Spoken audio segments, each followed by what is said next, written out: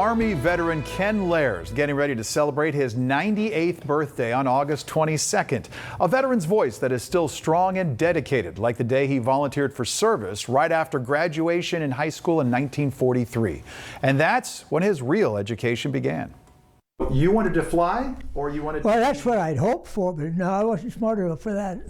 No, Ken Lair discovered his future in the Army Air Corps was solidly on the ground. I was slated for radio gunner, but at that particular time, they are reducing the number of people in the Air Force, and some of us were sent to the ground forces.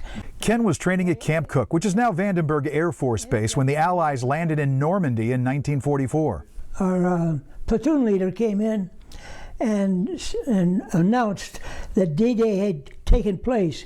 And so, of course, it was interest to us, but we didn't have any idea as to what might happen.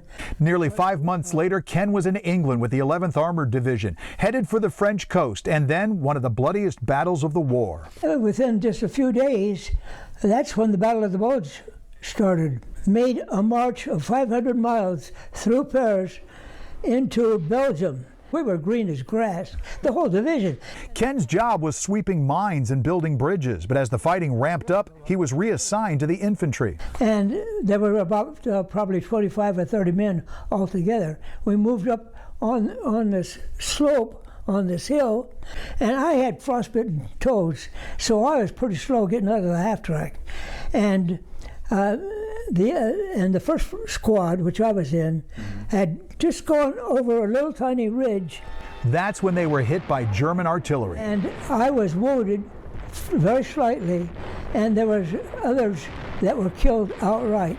Ken was taken to the aid station and shipped back to England. By the time he returned, his company was in Germany, and he was under attack again. We hear this machine gun going off, and all of a sudden, a German airplane comes over on fire, and I looked up, and there's another German Messerschmitt 109, and I thought, here's my chance.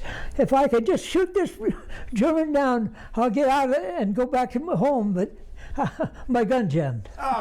From there, his division raced across Germany, meeting little resistance.